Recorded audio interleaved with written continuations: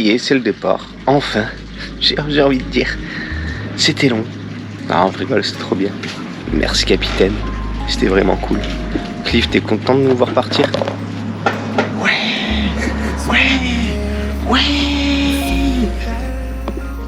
Bon, t'es le prochain dans quelques minutes.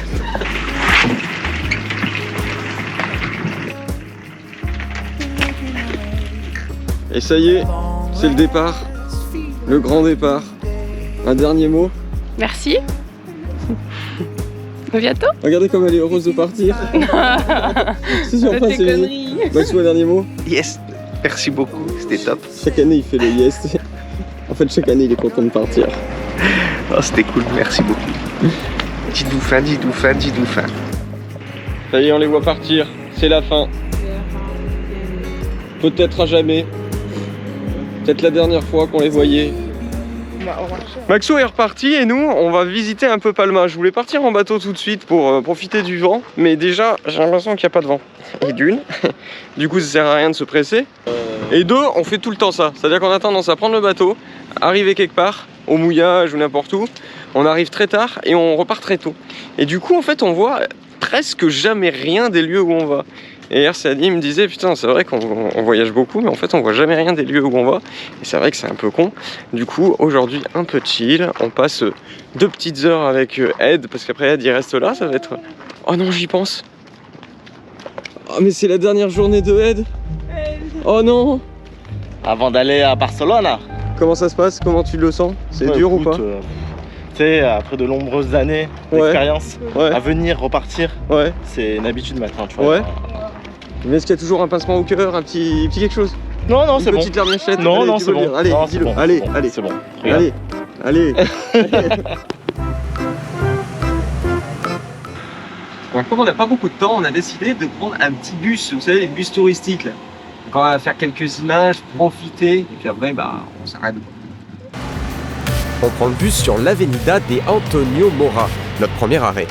Ce n'est pas une route très longue, avec une longueur totale de 350 mètres. Elle abrite l'un des espaces verts les plus fréquentés de Palma, les Jardines del Huerto del Rey, construit sur le site d'un ancien théâtre, le Teatro Lírico.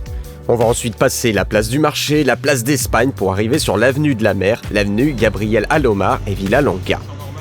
On grimpe ensuite, direction le château de Belver. On s'est arrêté au château de je sais pas quoi, mais ça a l'air très mimi, alors on y va. Et oui, j'avais perdu le nom, mais on est bien au Castel de Belver, qu'on pourrait traduire par le château Bellevue. Il est situé sur une colline recouverte de pins et date du XIVe siècle. Ce château était à l'origine la résidence des rois de Majorque. En effet, c'est le roi Jacques II qui le fait construire pour installer la résidence royale.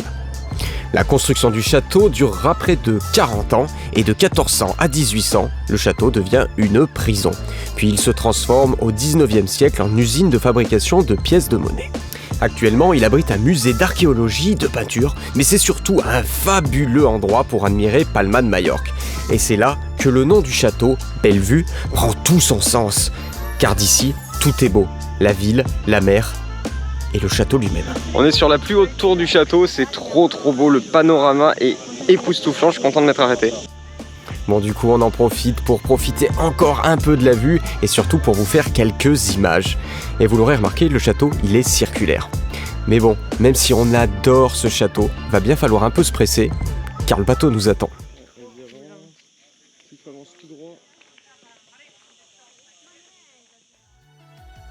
Et voilà, on est dans le bus, on redescend donc les longues routes qu'on a déjà parcourues à l'aller.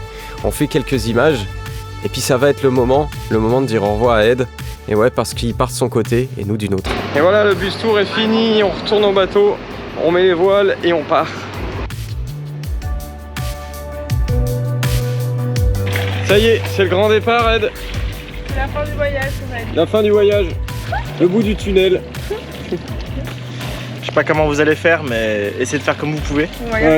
Les abonnés, courage à vous. Voilà, je sais pas ce que je peux vous dire d'autre. Hey Queen Bee.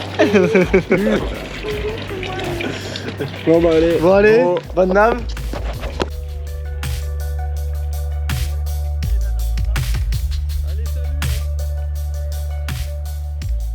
En ce moment, on fait une super promo sur la formation pour apprendre à naviguer. La formation, elle est 100% en ligne avec 118 vidéos et plus de 12 heures de contenu. Elle démarre des bases pour ceux qui ne sont jamais montés sur un bateau pour aller jusqu'à la préparation des traversées en pleine mer. On a aussi créé des guides et des coachings personnalisés. Vous les retrouverez sur notre site internet www.voiliercorail.com. On vous met le lien dans la description de cette vidéo. Quant à moi, je vous dis salut les copains et à bientôt.